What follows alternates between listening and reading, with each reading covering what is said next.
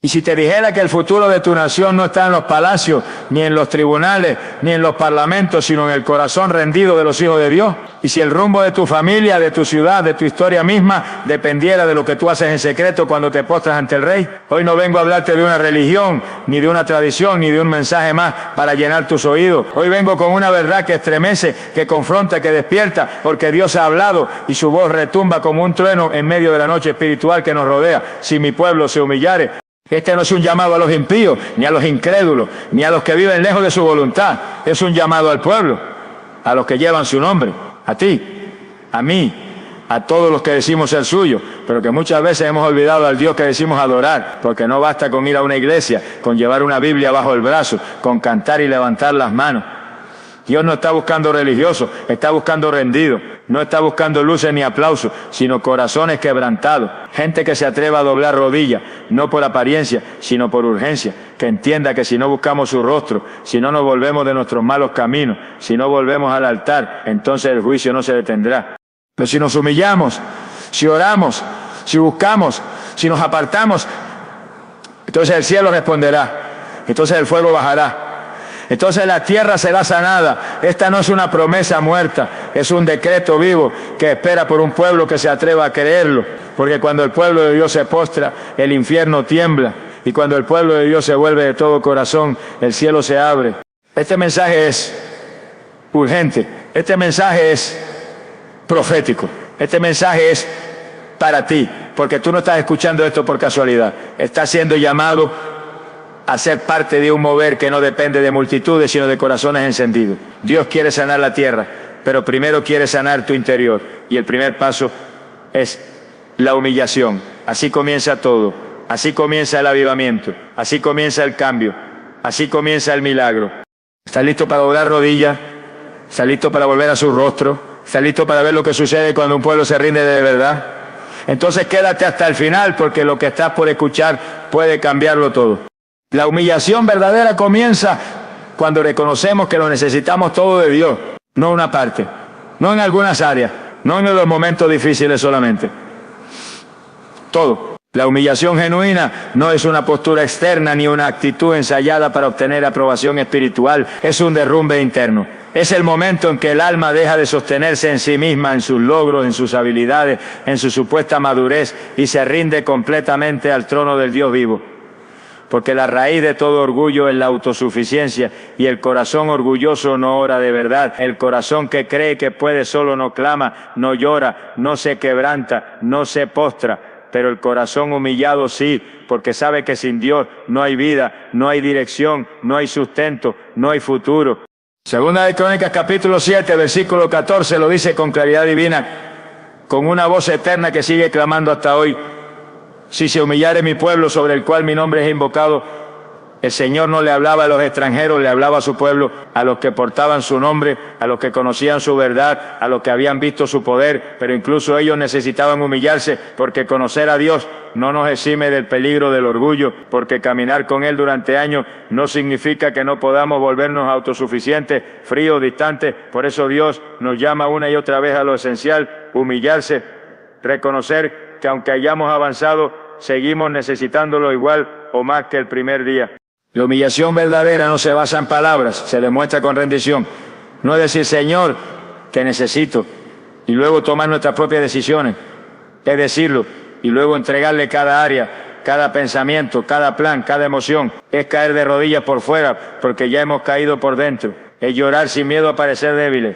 Es pedir ayuda sin vergüenza. Es volver al altar sin importar quién nos mire. Es aceptar que hemos intentado vivir por nuestra fuerza y no funcionó, que hemos querido resolver con estrategia y solo nos hundimos más, que hemos buscado atajos y nos desviamos del camino, y que solo Él, solo su voz, solo su mano, solo su presencia pueden volver a levantarnos.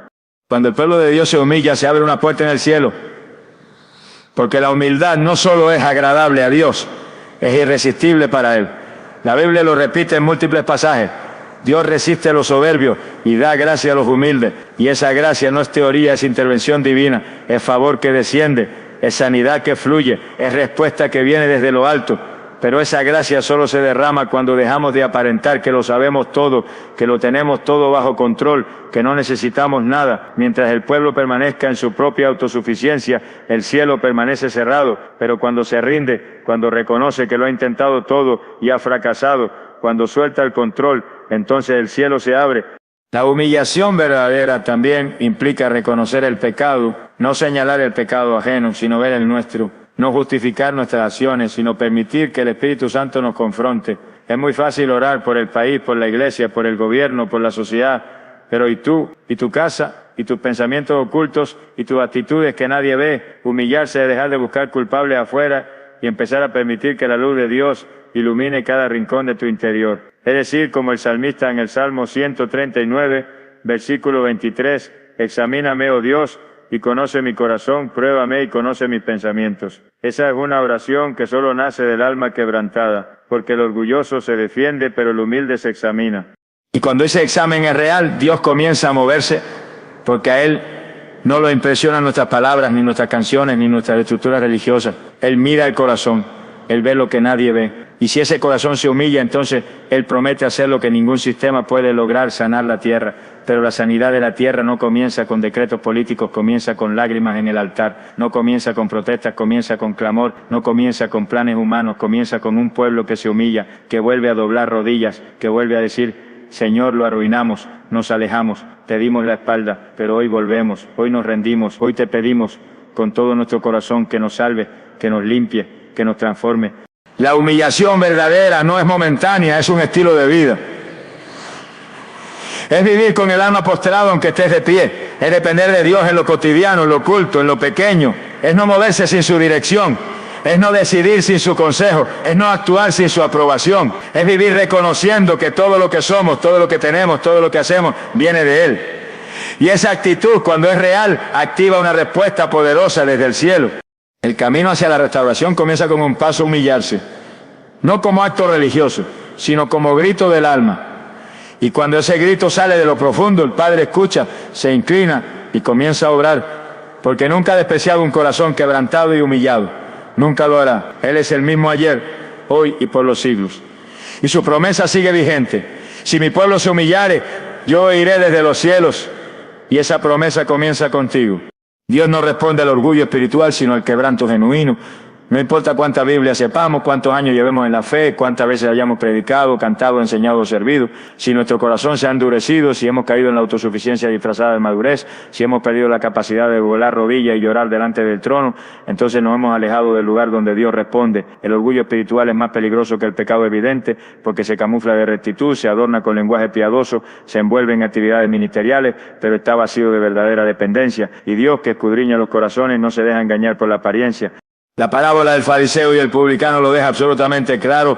En Lucas capítulo 18, versículos 11 al 14, Jesús describe cómo el fariseo se paró y oró consigo mismo, jactándose de su ayuno, de su obediencia, de su justicia externa, mientras el publicano, sin atreverse a levantar el rostro, golpeaba su pecho y decía, Dios, sé propicio a mí, pecador. Y Jesús afirmó con poder, os digo que éste descendió a su casa justificado antes que el otro, porque cualquiera que se enaltece será humillado, y el que se humilla será enaltecido. Esas palabras cortan como espada, porque a los ojos humanos el fariseo parecía más santo, pero a los ojos de Dios el publicano estaba más cerca del cielo, porque Dios no responde al que se cree justo, responde al que reconoce su miseria y corre a su misericordia.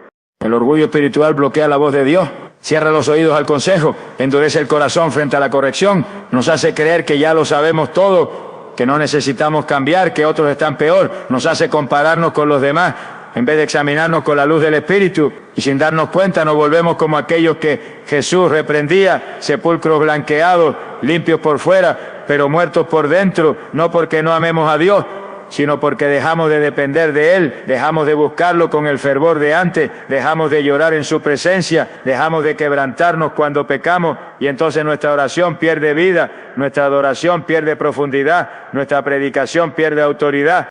Pero el quebranto genuino, ese sí abre los cielos. El quebranto que nace cuando reconocemos cuán lejos estamos de su santidad, cuando dejamos de compararnos con los hombres y nos medimos ante su gloria, cuando nos damos cuenta de que sin importar cuánto hayamos avanzado, seguimos necesitando su gracia como el primer día. Ese quebranto no es emocionalismo barato, es una obra profunda del Espíritu, es un temblor interior que nos lleva al arrepentimiento verdadero, es una herida que Dios mismo abre para sanarnos desde la raíz, y desde ese lugar de verdad Dios responde, no por mérito sino por misericordia, porque Él habita con el quebrantado. Isaías capítulo 57, versículo 15 lo dice con autoridad celestial, porque así dijo el alto y sublime, el que habita la eternidad: yo habito en la altura y la santidad, y con el quebrantado y humilde de espíritu, para hacer vivir el espíritu de los humildes y para vivificar el corazón de los quebrantados. El quebranto verdadero no tiene que ver con llorar en público, tiene que ver con rendirse en lo secreto, con vivir cada día con la conciencia de que somos polvo sostenido por su fidelidad, que si no fuera por su mano ya habríamos caído, que si aún seguimos en pie es por pura gracia. Ese tipo de quebranto mantiene el alma limpia, mantiene el altar encendido, mantiene al creyente lejos del juicio y cerca de la compasión, porque quien está quebrantado no señala, intercede, no acusa, restaura, no presume, sirve, porque ha entendido que todo lo que tiene le fue dado y que sin Él nada puede hacer. Dios no está buscando religiosos perfectos, está buscando hijos sinceros, no busca oraciones largas, busca corazones verdaderos, no busca posturas rígidas, busca almas rendidas, y cuando encuentra a alguien así, derrama su espíritu con poder, porque al humilde lo levanta, al quebrantado lo honra, al que reconoce su necesidad lo llena hasta rebosar, pero al orgulloso lo mira de lejos, no porque no lo ame, sino porque no puede trabajar con un corazón endurecido. Por eso el primer milagro que necesitamos es un nuevo quebranto, volver a sentir lo que dejamos de sentir, volver a llorar por lo que antes nos parecía normal, volver a temblar ante su palabra, volver a vivir con hambre por su presencia. Si queremos ver sanidad en la tierra, si queremos ver cielos abiertos, si queremos ver el fuego de Dios ardiendo otra vez sobre el altar, tenemos que abandonar todo orgullo espiritual. No podemos seguir aparentando una santidad que no vivimos. No podemos seguir sirviendo sin intimidad, no podemos seguir predicando sin oración, no podemos seguir liderando sin quebrantamiento, porque el poder de Dios no reposa sobre estructuras vacías, reposa sobre vasos rotos, y esos vasos rotos son los que desde el polvo claman: Señor, ten misericordia de nosotros, no por lo que hacemos, sino por lo que tú eres, no por nuestras obras, sino por tu fidelidad. El orgullo espiritual detiene la gloria. El quebranto la atrae. Y hoy más que nunca el cielo está buscando a los que se humillen, a los que se quebranten, a los que digan con todo el corazón: Señor, yo no puedo sin ti.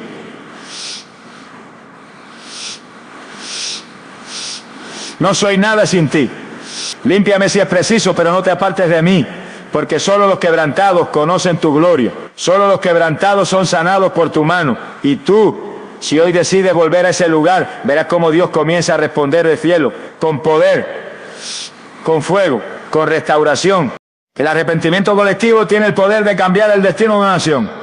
No estamos hablando de simples emociones en masa, ni de reuniones multitudinarias que solo mueven sentimientos por un momento. Estamos hablando de un quebrantamiento real, profundo, sincronizado por el Espíritu Santo en los corazones de un pueblo entero que reconoce su pecado, su tibieza, su orgullo, y decide volverse a Dios no solo con palabras, sino con acciones, con decisiones, con una vida transformada. Ese tipo de arrepentimiento tiene la capacidad de detener juicios, de abrir los cielos, de revertir ciclos de maldición y de traer sobre una nación tiempos de refrigerio, sanidad y restauración. El arrepentimiento no es débil, es la llave de acceso al mover más poderoso del cielo sobre la tierra. Dios no busca multitudes que lo aplaudan, busca pueblos enteros que se postren, porque el cielo no responde a la emoción desordenada, sino al clamor ordenado, constante y genuino de un pueblo que se une, se limpia y se humilla. Joel capítulo 2, versículo 12 al 14 dice, con voz de trompeta: por eso pues, ahora dice Jehová, convertíos a mí con todo vuestro corazón, con ayuno y lloro y lamento, rasgad vuestro corazón y no vuestro vestido.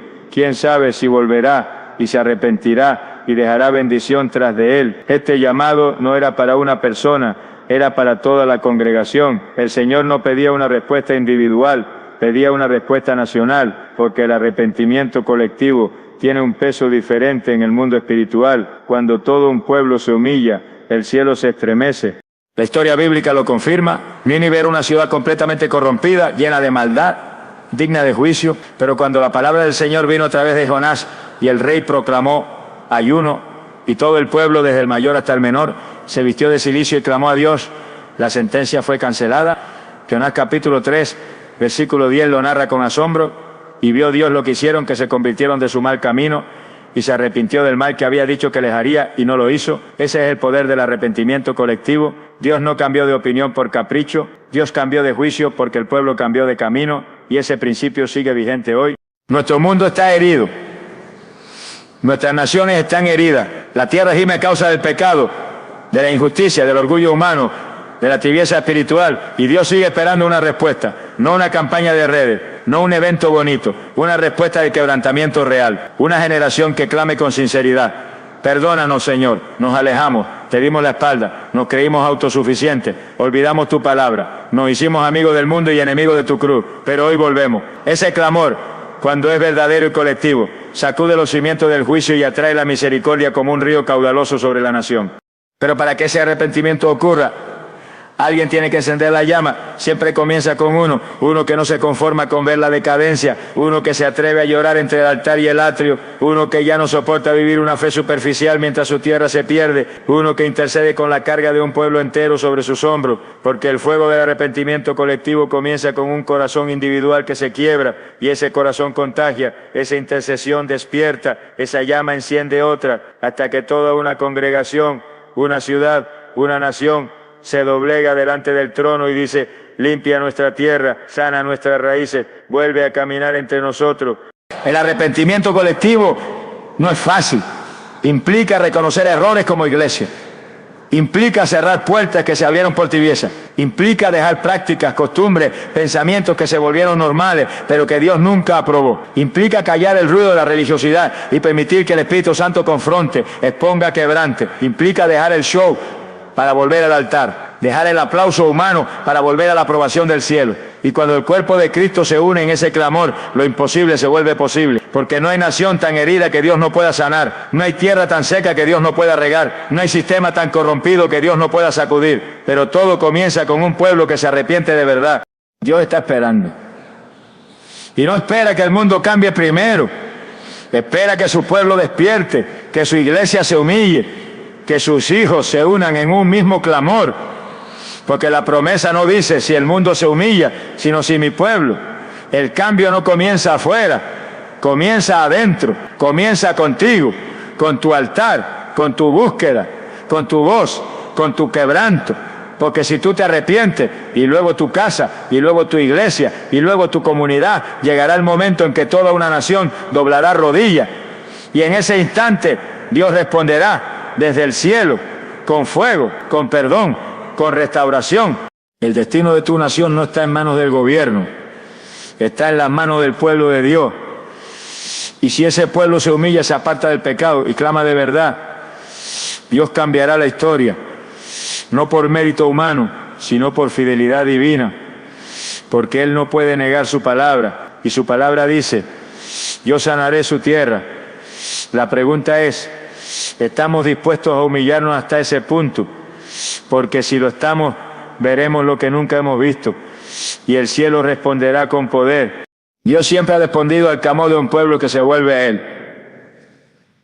Esta no es una teoría espiritual ni una frase bonita que adorne la predicación. Es una verdad eterna comprobada vez tras vez en la historia de la humanidad, registrada en las Escrituras y vivida por generaciones que entendieron que cuando el pueblo de Dios clama, el cielo escucha. Y no solo escucha, actúa, interviene, libera, restaura, perdona, porque Dios nunca ha sido indiferente al clamor genuino, al arrepentimiento colectivo, a la voz desesperada de sus hijos que vuelven con el corazón rendido.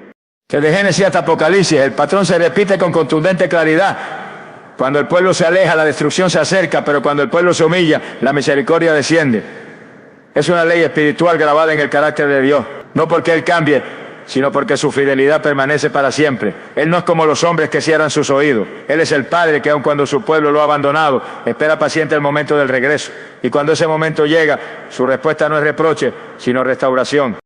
Éxodo capítulo 3, versículo 7 dice: dijo luego Jehová: bien he visto la aflicción de mi pueblo que está en Egipto, y he oído su clamor a causa de sus exactores, pues he conocido sus angustias.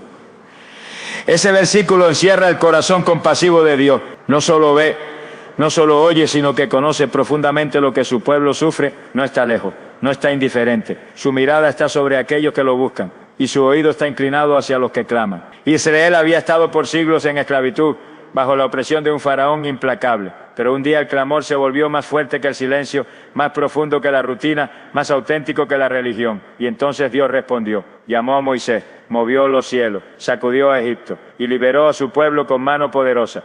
Ese mismo patrón se ve en los tiempos de los jueces. Una y otra vez Israel caía en idolatría, olvidaba a su Dios y sufría el castigo de su rebelión.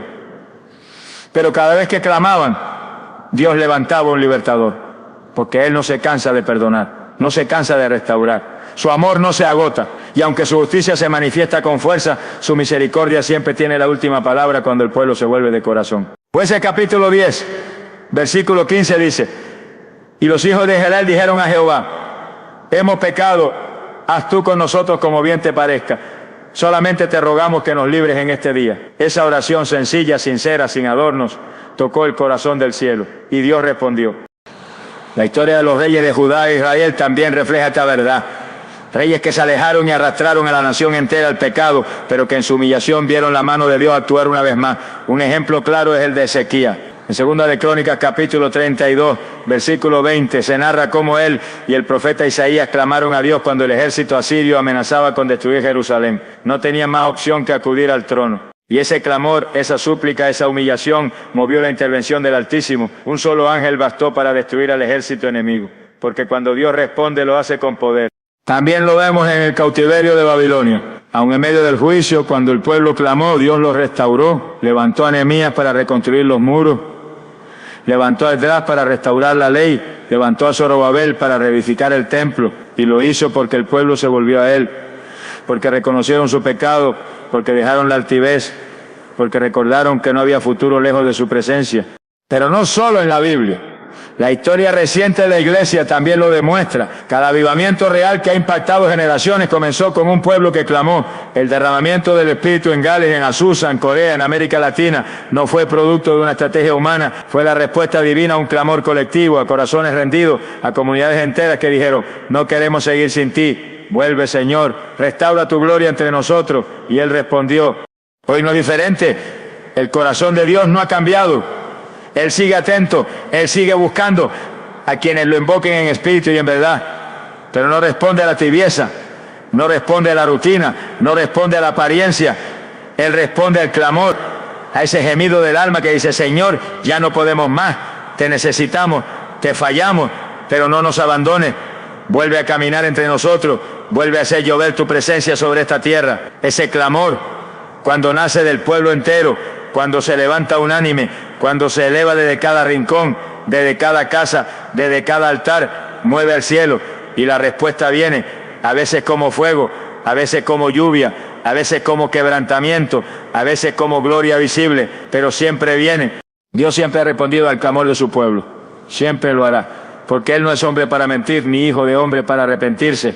Lo que prometió, lo cumplirá. Su palabra no cambia, su fidelidad permanece y su oído sigue atento. La pregunta es, ¿dónde está ese pueblo que clama? ¿Dónde están los que ya no quieren jugar a ser iglesia? ¿Dónde están los que tiemblan ante su voz y se postran ante su santidad? Si ese pueblo se levanta, el cielo descenderá. Y cuando eso ocurra, la tierra no podrá seguir igual, porque donde Dios responde, nada vuelve a ser como antes.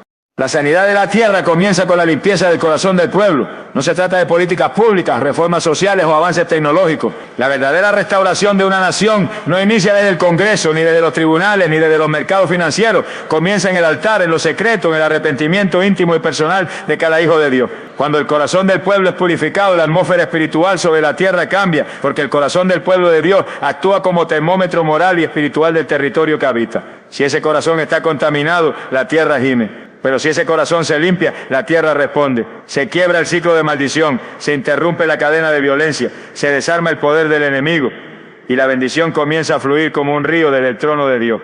En Segunda de Crónicas, capítulo 7, versículo 14, el Señor no dice que sanará la tierra por la economía, ni por el gobierno, ni por una estructura religiosa eficiente. Dice que sanará la tierra cuando su pueblo, aquel sobre el cual su nombre es invocado, se humille, ore, busque su rostro y se convierta de sus malos caminos. Hay una secuencia divina aquí: humillarse, orar, buscar y convertirse. Y cuando ese proceso es auténtico, el resultado es inevitable. Dios oye desde los cielos, perdona el pecado y sana la tierra. Pero la clave está en el corazón del pueblo, porque el estado del suelo siempre reflejará el estado del alma colectiva. Muchas veces queremos que Dios sane nuestras ciudades, nuestras familias, nuestras naciones, pero no estamos dispuestos a que Él nos limpie primero. Pedimos lluvia, pero no dejamos que Él arranque la maleza. Pedimos fuego, pero no le entregamos la leña mojada del pecado oculto. Anhelamos avivamiento, pero no queremos renunciar a nuestros ídolos personales. Queremos un mover de Dios sin movernos nosotros de nuestra comodidad. Pero Dios no trabaja así. Él no puede sanar lo externo si lo interno sigue contaminado, porque Dios no es cosmético, es transformador. Y si queremos ver su mano sobre nuestra tierra, tenemos que permitir que su mano toque nuestro corazón. La limpieza del corazón no es solo dejar de hacer lo malo, es también volver a amar lo bueno. Es permitir que el Espíritu Santo escudriñe cada rincón, cada intención, cada motivación y nos revele todo lo que nos separa de Él. Salmo 139, versículos 23 y 24 lo expresa con una oración que debería ser diaria en nuestra vida. Examíname, oh Dios, y conoce mi corazón, pruébame y conoce mis pensamientos, y ve si hay en mí camino de perversidad y guíame en el camino eterno. Esa clase de oración no es cómoda, pero es poderosa, porque activa la purificación del alma y con ella la restauración de todo lo que nos rodea.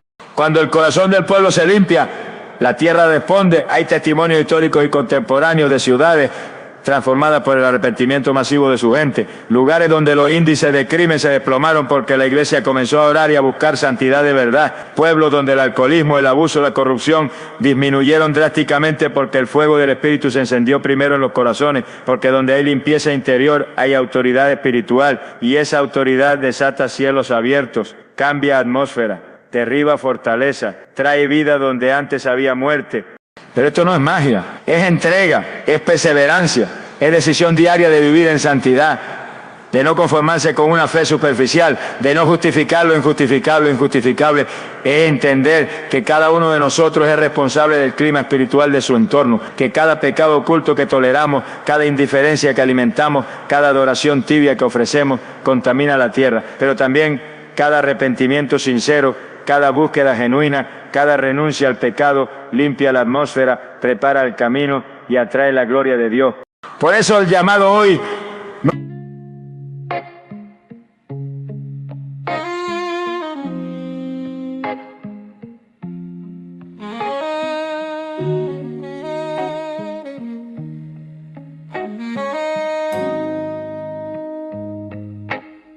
We wake to the sun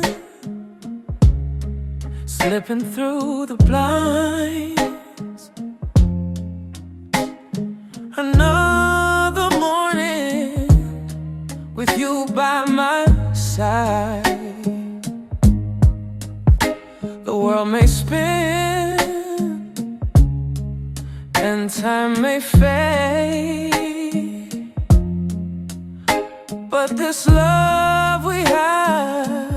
I almost said it on the way back home, but the words got stuck in my throat. You looked at me like nothing was wrong, so I let it go. We laughed about some random thing, like we were slowly fading out.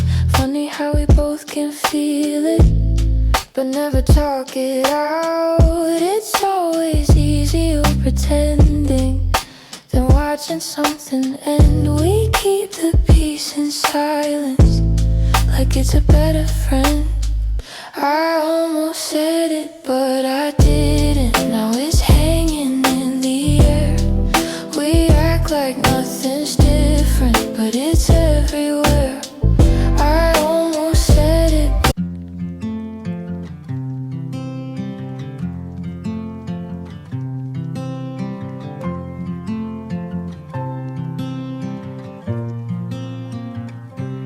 They said I'd break in heavy weather, bend too far and lose my shape. Carried storms I couldn't measure, wore the damage on my face. Tried to hide the cracks and fractures like they made me less than whole.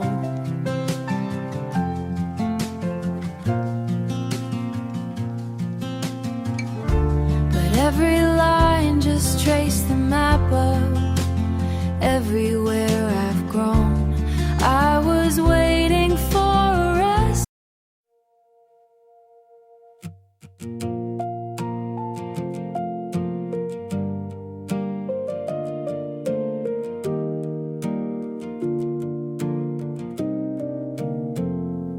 We stopped finishing our sentences, left them hanging in the air. Used to talk till morning came, now there's nothing there. We kept trying out a habit, not because it felt the same. Two good hearts just slowly walking out of place. No explosions, no blame to assign, just a quiet change over time.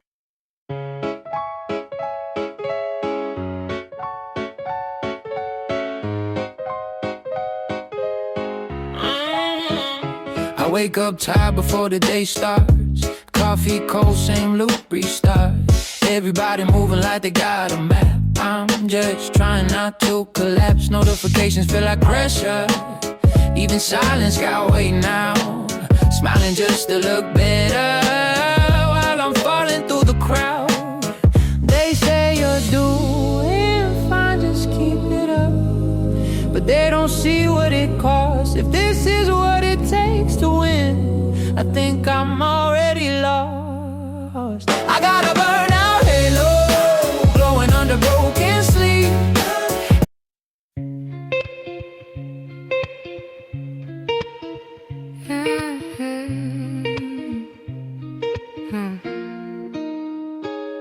I walk these streets like they remember me. Neon signs blinking out my history. Same old cafe, same empty seat, but nothing here feels like it knows me. Phone in my hand but I don't call back. Voices fade in the train track crack. Everybody's moving too fast. I'm stuck in a place I can't outlast it. Every corner feels like deja vu, like I've been lost here way too long. Even the silence hums your tune, but I can't tell what went wrong.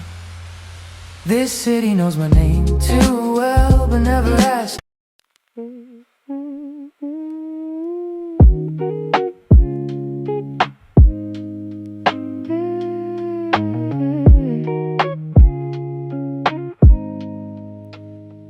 I was broke with a dream in the ballroom. Now I'm paid, but I barely got space to move. Numbers climbing like they got a life of their own. Funny how it feels quieter when you're known. Used to pray for a check just to pay my dues. Now I'm checking my soul, got less to lose. Every dollar got a story I can't erase.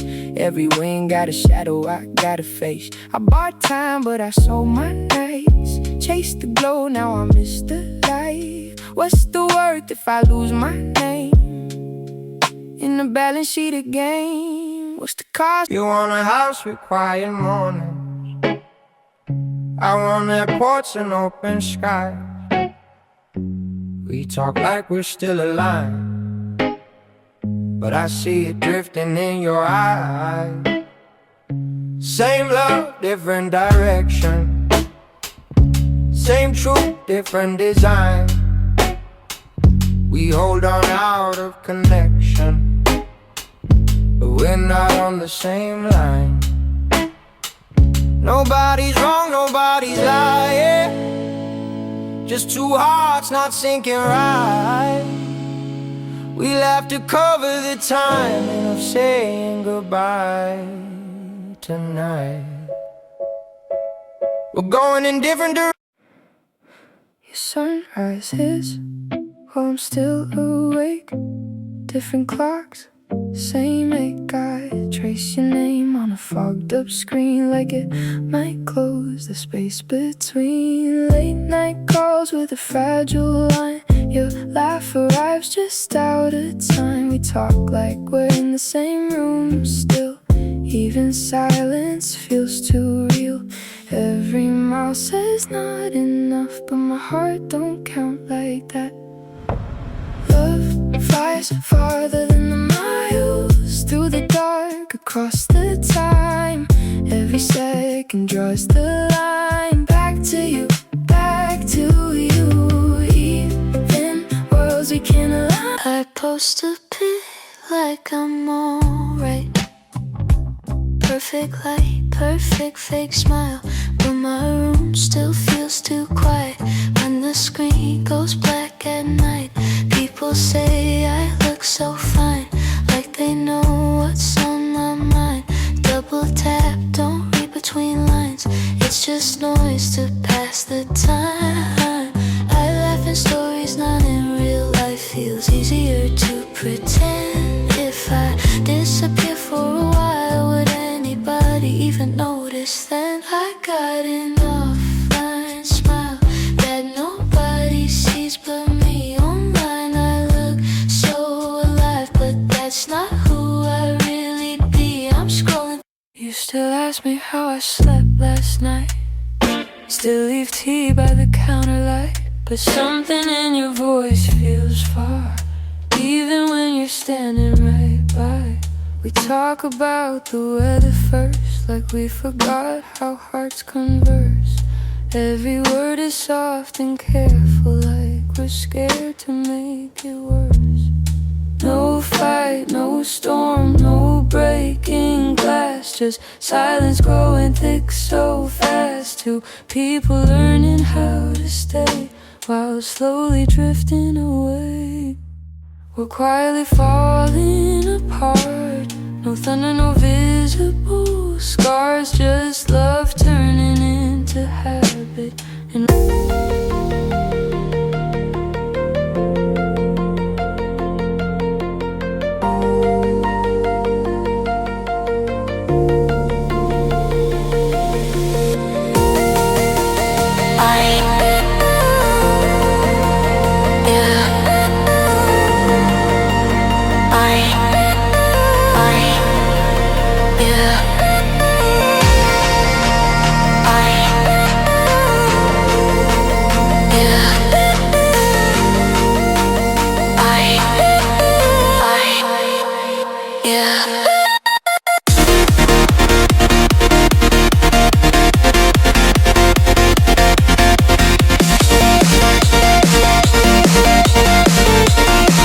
no es solo a orar por la tierra, sino a limpiarnos primero, a pedirle al Señor que quite toda raíz de orgullo, de hipocresía, de idolatría, de impureza, de religiosidad vacía, que arranque de nosotros todo lo que ha secado nuestras fuentes internas, que nos vuelva sensibles a su voz, celosos por su presencia, determinados a vivir conforme a su voluntad. Porque cuando el corazón del pueblo de Dios arde limpio, la tierra entera lo siente, los cielos se abren, los demonios retroceden, las familias son restauradas, las ciudades son tocadas y las naciones comienzan a ver el cumplimiento de la promesa.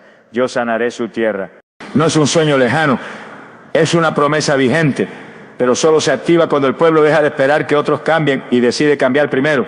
Cuando cada uno de nosotros, sin esperar aplausos ni reconocimiento, decide rendir su corazón por completo. Y entonces el río de sanidad comenzará a fluir, no desde el palacio, no desde las instituciones, sino desde los corazones limpios del pueblo de Dios, porque allí es donde comienza todo, allí es donde Dios desata su poder, allí es donde la tierra empieza a sanar. El rostro de Dios se revela a quienes lo buscan con todo el corazón, no a los que lo mencionan ocasionalmente, ni a los que lo recuerdan cuando todo va mal, ni a los que lo usan como un recurso de emergencia espiritual. El rostro de Dios, su carácter, su presencia, su dirección, se muestra a los que lo anhelan más que al aliento, a los que no se conforman con conocer su obra, sino que claman por conocer su persona. Buscar su rostro no es un acto superficial, es una postura interna, una urgencia del alma que no se sacia con actividades religiosas ni con palabras aprendidas. Es una búsqueda profunda, perseverante, que nace del hambre santa por ver su gloria. Dios no se esconde de sus hijos, pero tampoco se muestra a los indiferentes. Él mismo lo dijo en Jeremías, capítulo 29, versículo 13. Y me buscaréis y me hallaréis, porque me buscaréis de todo vuestro corazón. Esta es una promesa gloriosa, pero también una condición clara. No dice me hallaréis si me buscáis por costumbre. o si me buscáis con media devoción, dice de todo vuestro corazón.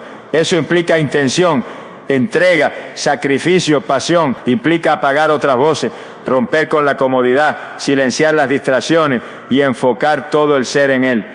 Buscar el rostro de Dios es mucho más que orar, es como oramos, es como oramos, es con qué actitud nos acercamos, es con qué deseo entramos al lugar secreto, porque podemos pasar horas hablando y no haberlo buscado realmente. Podemos decir muchas palabras sin haber tenido una verdadera conexión con su presencia, pero cuando el corazón se rinde por completo, cuando hay quebranto genuino, cuando el alma gime por Él, entonces algo en el ambiente cambia, el cielo se acerca, la gloria desciende, el rostro de Dios se revela, no como una teoría, sino como una experiencia viva, transformadora, poderosa. En el Salmo 27, versículo 8, David expresa una de las frases más íntimas y poderosas de toda la Escritura. Mi corazón ha dicho de ti, buscad mi rostro, tu rostro, buscaré, oh Jehová. David no fue un hombre perfecto, pero sí fue un buscador incansable de Dios. No se conformó con ser rey, ni con tener victoria, ni con liderar a Israel. Lo que más anhelaba era la presencia. Por eso Dios lo llamó varón conforme a mi corazón, porque entendió que todo lo demás es secundario si su rostro no está con nosotros, que podemos tener éxito, pero si no tenemos su rostro estamos vacíos, que podemos tener ministerio, pero si su rostro se ha apartado todo se vuelve rutina, que podemos tener una vida decorosa, pero si no vivimos con la mirada fija en Él, terminamos secos por dentro. Y cuando hablamos de su rostro no hablamos de una imagen física, hablamos de su esencia, de su gloria, de su mirada sobre nosotros. Hablamos de esa comunión íntima donde su presencia nos envuelve, nos habla, nos corrige, nos abraza, nos transforma. Hablamos de ese lugar donde el alma deja de correr y simplemente se queda quieta ante Él, como Moisés, quien no se conformó con milagros ni con manifestaciones, sino que dijo con valentía en Éxodo capítulo 33, versículo 15, si tu presencia no ha de ir conmigo, no nos saques de aquí, porque sabía que sin su rostro cualquier victoria era hueca. Buscar su rostro requiere tiempo, requiere prioridad, requiere dejar cosas, requiere despojarse de todo lo que estorba la comunión, requiere decirle no al entretenimiento vacío, no a la agenda sobrecargada, no a la frialdad disfrazada de madurez, requiere volver al primer amor, a ese momento donde lo único que importaba era estar con Él, donde no había prisa por salir del secreto, donde una lágrima bastaba para sentir su cercanía, donde el corazón ardía solo con pronunciar su nombre. Ese es el lugar que Dios quiere restaurar en su pueblo, no solo la oración colectiva, sino la búsqueda personal, íntima, real. Y cuando su pueblo lo busca así, el rostro de Dios brilla sobre ellos, su luz disipa la oscuridad, su presencia ordena el caos, su mirada limpia el alma, su voz trae dirección, su gloria marca nuestras vidas de tal manera que no podemos seguir igual, porque nadie puede ver su rostro y seguir actuando como antes. Nadie puede tener un encuentro profundo con Él y seguir tolerando la tibieza. Nadie puede entrar a su presencia y salir vacío. Algo cambia, algo se rompe, algo despierta, porque el rostro de Dios es irresistible para el alma que lo ama.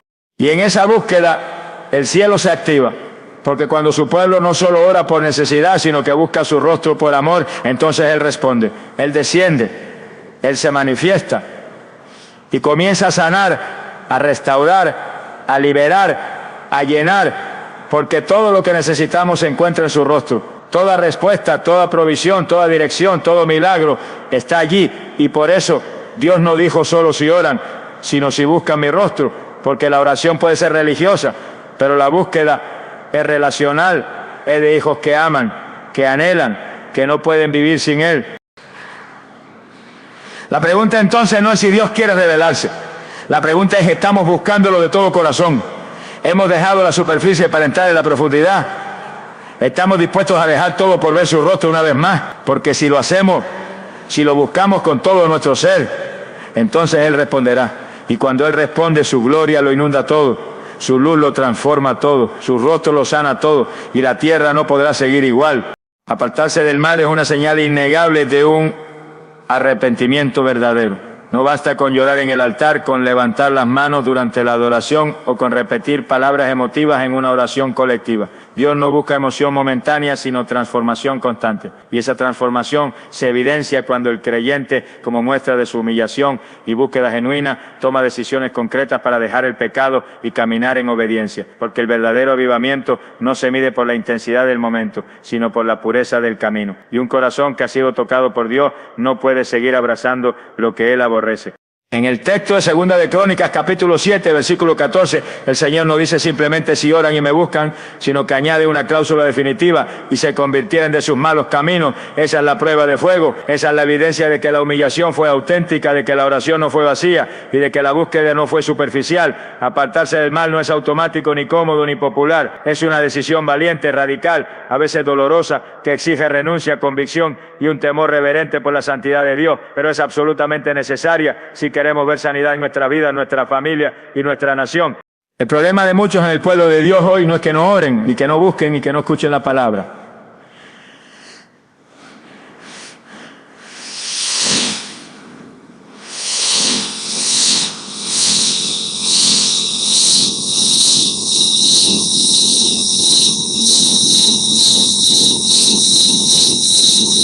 Porque el Dios que responde a la oración también demanda santidad. No porque quiera complicarnos la vida, sino porque Él es santo y no puede evitar donde reina la impureza. Isaías capítulo 1, versículo 16, expresa con firmeza: lavaos y limpiaos, quitad la iniquidad de vuestras obras de delante de mis ojos, dejad de hacer lo malo. No basta con llorar por lo que hicimos, tenemos que dejar de hacerlo. No basta con reconocer el error, hay que tomar un nuevo rumbo.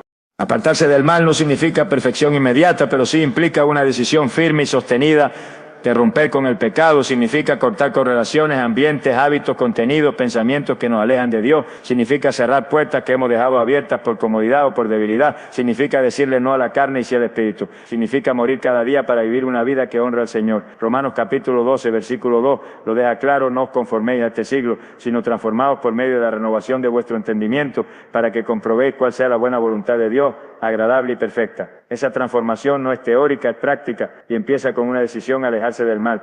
Muchos quieren cielos abiertos sin cerrar la puerta al pecado, quieren que Dios sane su tierra, pero siguen sembrando contaminación en su entorno, quieren que Dios los use, pero no permiten que los purifique, y Dios en su misericordia espera, no deja de amar, no deja de llamar, pero no puede responder como anhelamos hasta que haya un quiebre real con el pecado, porque el pecado oculto corta la comunión, apaga el fuego, daña la conciencia, detiene la lluvia espiritual. Por eso cuando alguien decide apartarse del mal, aunque le cueste, aunque le duela, aunque implique soledad o rechazo, el cielo lo honra y Dios lo respalda.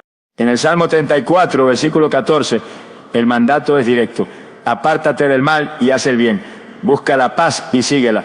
No dice piénsalo, ni inténtalo, sino apártate, porque el arrepentimiento verdadero no es una emoción, es una acción, es cambiar de dirección, es dar la espalda al pecado, no negociarlo, es cerrar la puerta al pasado, no dejarla entreabierta, es renunciar a lo que agrada a la carne para abrazar lo que edifica el espíritu. Y cuando un pueblo entero decide caminar así, con temor santo, con limpieza, con entrega, la atmósfera cambia, la tierra se limpia, el juicio se detiene, la gloria desciende.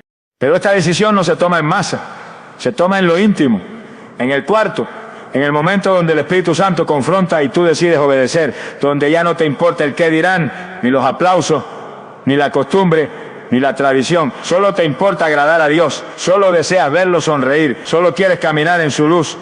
Y desde ese lugar tu vida se convierte en altar, tu entorno comienza a cambiar, tu oración cobra poder, tu búsqueda tiene fruto y tu corazón se vuelve una morada limpia donde el Espíritu puede habitar con libertad. Dios quiere sanar la tierra, pero no lo hará sobre un pueblo contaminado, lo hará sobre un pueblo purificado, lo hará sobre hombres y mujeres que decidieron dejar el pecado para abrazar la presencia, que eligieron el camino angosto, el camino de la cruz, el camino de la cruz, el camino de la obediencia. Y aunque les cueste, saben que vale la pena, porque no hay nada más glorioso que vivir en santidad y ver cómo el cielo responde, porque cuando el pueblo se aparta del mal, entonces Dios desata su favor, su fuego, su sanidad y su gloria llena la tierra. El poder del cielo se manifiesta cuando el pueblo ora con unidad, pureza y verdad. No basta con elevar palabras al aire, ni reunir multitudes para repetir frases aprendidas. Dios no responde a la multitud por sí sola, sino a la condición del corazón colectivo. Cuando un pueblo se une en oración sincera, sin agendas ocultas, sin orgullo disfrazado de espiritualidad, sin religiosidad vacía, entonces el cielo se inclina. Y cuando esa oración nace desde una unidad verdadera, no solo externa, sino del alma, y se eleva con pureza y con verdad, algo se activa en lo alto, porque el poder del cielo no se desata por eventos masivos, sino por corazones unánimes, limpios y genuinos. Jesús lo dejó claro en Mateo capítulo 18, versículo 19.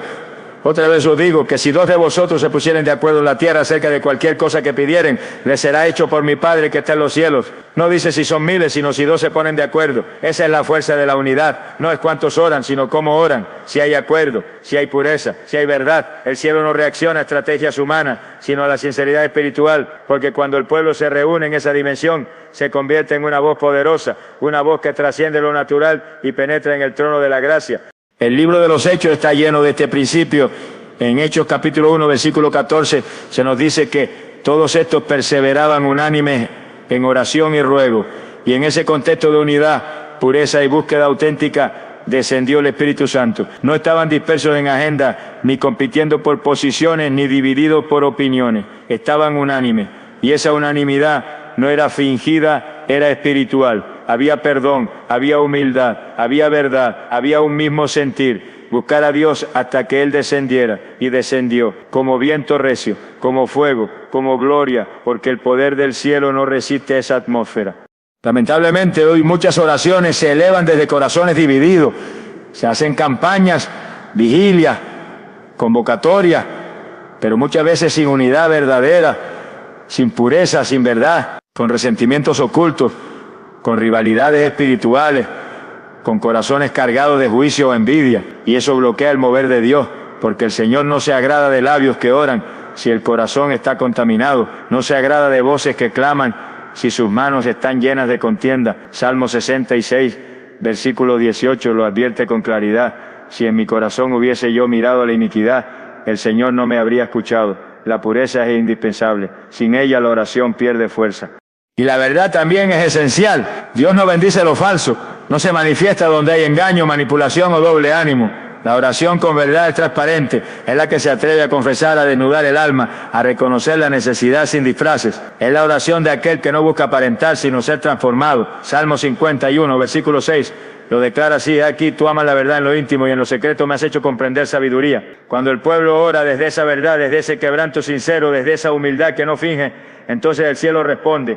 La unidad, la pureza y la verdad forman una combinación explosiva en lo espiritual. Cuando se unen, el enemigo no puede resistir. Las cadenas se rompen, las murallas caen, las atmósferas cambian, porque el poder del cielo se suelta sobre un pueblo que ha decidido orar no por costumbre, sino por comunión, no por eventos, sino por convicción, no por emoción, sino por revelación. Es ahí donde el fuego del Espíritu se enciende, es ahí donde el Señor habita, porque Él no mora en templos llenos de competencia, sino en altares encendidos por el amor y la unidad. Jesús, en su última oración, antes de ir a la cruz, rogó al Padre en Juan capítulo 17, versículo 21, para que todos sean uno como tú, oh Padre, en mí, yo en ti, que también ellos sean uno en nosotros, para que el mundo crea que tú me enviaste. Esa unidad no era organizacional, era espiritual, era el reflejo del amor del cielo. Y cuando la iglesia recupera esa unidad, cuando la oración se limpia de intereses humanos y se llena de verdad, entonces el mundo empieza a creer, porque ve a un pueblo distinto, no dividido sino unido, no superficial sino profundo, no religioso sino lleno del Espíritu. Si queremos ver el poder del cielo manifestado en nuestras familias, en nuestras iglesias, en nuestras naciones, debemos volver a esa oración colectiva que arde con unidad, pureza y verdad. Debemos dejar a un lado nuestras agendas, nuestros egos, nuestros títulos y postrarnos juntos ante el Dios que responde, porque Él no busca impresiones, busca corazones, no busca cantidad, busca calidad espiritual. Y cuando encuentra un pueblo así, se manifiesta con gloria, su presencia lo llena todo, su fuego purifica, su poder transforma y la tierra no vuelve a ser la misma. Hoy más que nunca el mundo necesita ver una iglesia que ora unida, limpia, verdadera, una iglesia que no compite sino que intercede, que no juzga sino que ama, que no pretende sino que se rinde, porque cuando esa iglesia se levanta, el cielo se abre y el poder de Dios cae con tal fuerza que no hay tiniebla que pueda resistir. Todo comienza con una oración, pero no cualquier oración, una oración con unidad, una oración con pureza, una oración con verdad. Esa es la oración que hace temblar la tierra, porque primero estremeció el cielo. La restauración nacional comienza cuando el altar vuelve a ser el centro, no el altar físico ni una estructura de piedra o madera, sino el altar espiritual del corazón del pueblo de Dios, aquel lugar invisible donde se ofrece obediencia en lugar de apariencia, santidad en lugar de espectáculo y fuego puro en lugar de humo religioso. Cuando el altar es restaurado, la nación comienza a sanar, porque el altar representa el lugar de encuentro, de sacrificio, de comunión profunda con el Dios vivo. Cuando ese lugar se ha abandonado, todo lo demás se desmorona, pero cuando ese altar se levanta nuevamente, todo lo demás encuentra su orden, su propósito y su redención. El profeta Elías lo entendió. En medio de una nación idolátrica, corrompida, descarriada y entregada a los Baales, él no comenzó discutiendo con los gobernantes ni organizando una campaña política. Comenzó restaurando el altar. En Primera de Reyes, capítulo 18, versículo 30, dice: entonces dijo Elías a todo el pueblo: acercaos a mí. Y todo el pueblo se le acercó. Y él arregló el altar de Jehová que estaba arruinado. No construyó algo nuevo. Arregló lo que ya existía, pero que había sido olvidado.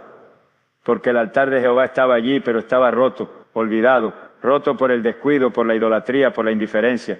Y mientras el altar permanecía destruido, la nación también lo estaba. Pero cuando el altar fue restaurado, el fuego descendió.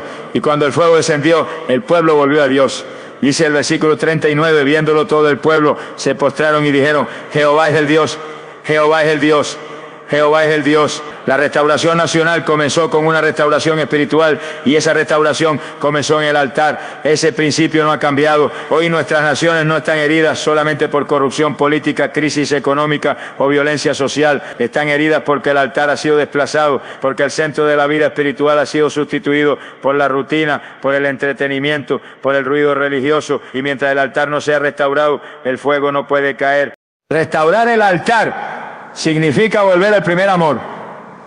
Significa que la presencia de Dios vuelva a ser prioridad, no una opción más. Significa que el pueblo deja de correr tras lo urgente para abrazar lo eterno, que se vuelve a escuchar la voz de Dios en lo íntimo, que se rompe el pecado en lo secreto, que se vive con integridad cuando nadie nos ve. Significa que la oración no es una obligación, sino un deleite, que la palabra no se lee por rutina, sino con hambre, que el ayuno no es para manipular a Dios, sino para vaciarse de uno mismo. Ese es el altar restaurado, un corazón ardiendo, un espíritu rendido, una vida sacrificada en amor. El altar es también el lugar donde el yo muere, donde la carne es crucificada, donde las agendas personales son entregadas, donde todo orgullo se disuelve ante la majestad de Dios. Y desde ese lugar, cuando se ora, cuando se clama, cuando se adora, el cielo responde. No porque Dios sea exigente, sino porque Él solo puede habitar donde hay santidad. No puede poner su gloria sobre cimientos rotos. Necesita un altar limpio, un altar encendido, un altar encendido, un altar que no depende de aplausos ni de plataformas, sino del fuego secreto de la comunión verdadera.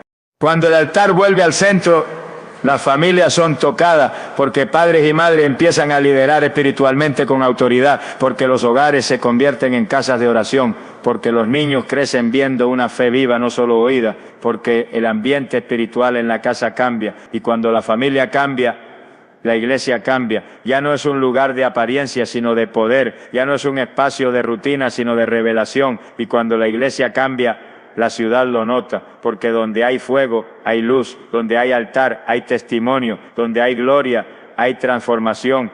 Y eso impacta a la nación, porque una nación no cambia de arriba, cambia de dentro, cambia de dentro.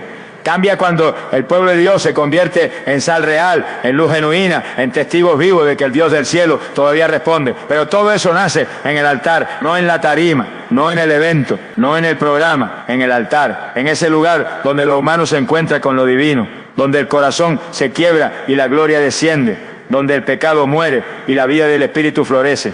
Hoy Dios está llamando a su pueblo no a hacer más cosas, sino a restaurar el altar, a volver al fuego del principio, a dejar de depender de estructuras y volver a depender de su presencia, a vivir con la conciencia de que si el altar está apagado, todo está apagado, pero si el altar se enciende, todo comienza a revivir, la pasión regresa, el gozo renace, la visión se aclara, la tierra responde y la nación empieza a experimentar una ola de restauración que no viene de los hombres, sino del cielo.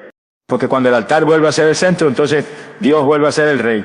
Y cuando Él reina, su paz gobierna, su justicia se establece, su gloria cubre la tierra.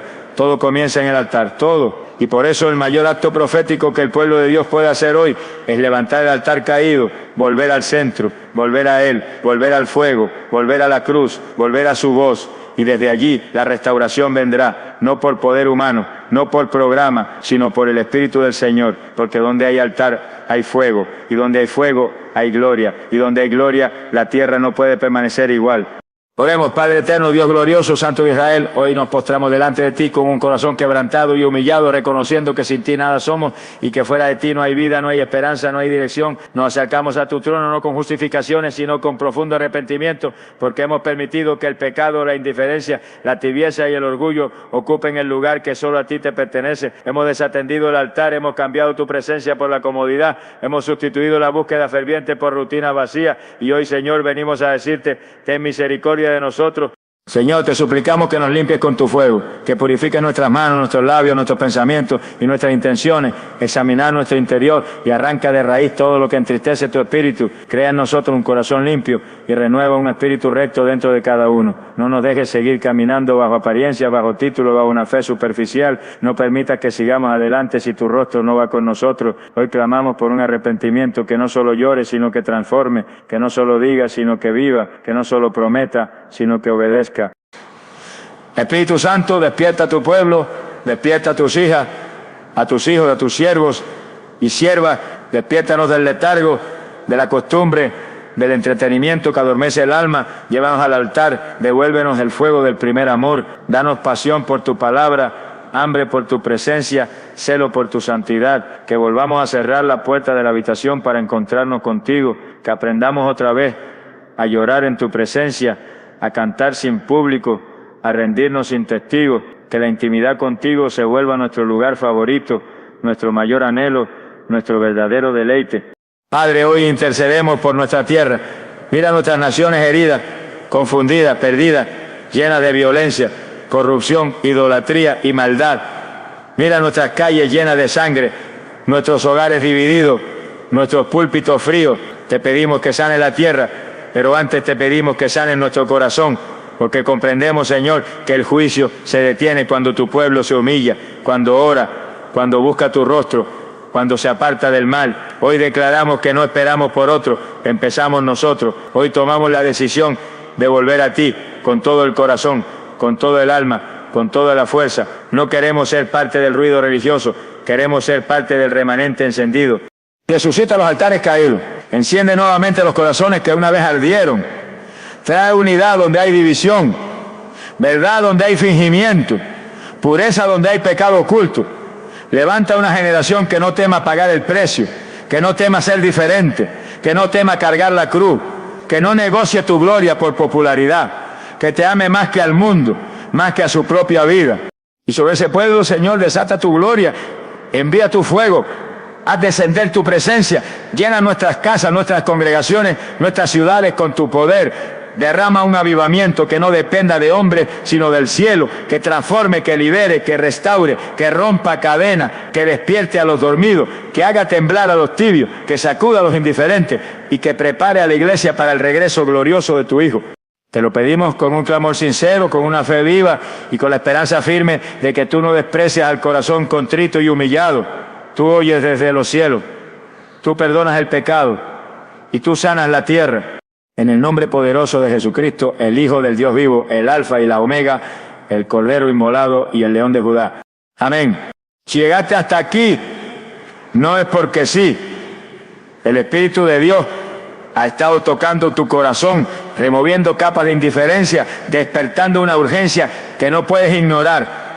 Esta palabra no fue solo para informarte, fue para convocarte, para empujarte de rodillas, para llamarte de vuelta al altar que quizá descuidaste, porque el cielo todavía responde. Dios sigue escuchando. Él no ha dejado de sanar la tierra, pero está esperando por un pueblo que se humille, que ore, que lo busque, que se aparte del mal y que restaure el altar desde lo íntimo. Hoy es el día para tomar decisiones. Ya no hay tiempo para jugar con lo sagrado. Ya no hay espacio para la tibieza ni para las apariencias. El mundo necesita ver a un pueblo encendido, consagrado, limpio, determinado a caminar en obediencia sin importar el costo.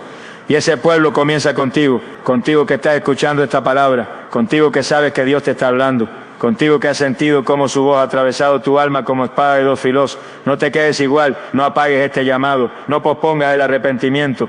Hoy levántate, vuelve al altar, restaura la comunión, reactiva la oración, rompe con todo lo que te contamina y busca su rostro hasta que el cielo se abra. Porque la tierra gime pero Dios está listo para sanar. Las tinieblas avanzan, pero Dios está a punto de derramar su gloria. Solo necesita a los suyos de vuelta, a sus hijas de rodillas, a sus hijos clamando, a su iglesia despierta. Y cuando eso ocurra, verás lo que ojos no han visto, oirás lo que oídos no han oído, y vivirás lo que parecía imposible, porque cuando el pueblo se humilla, el cielo responde. Gracias por acompañarnos en este mensaje. Si esta palabra te habló, te quebrantó, te movió, compártela, sé un canal de avivamiento, haz correr la voz. Y no olvides, Dios no ha terminado con tu casa, ni con tu ciudad, ni con tu nación.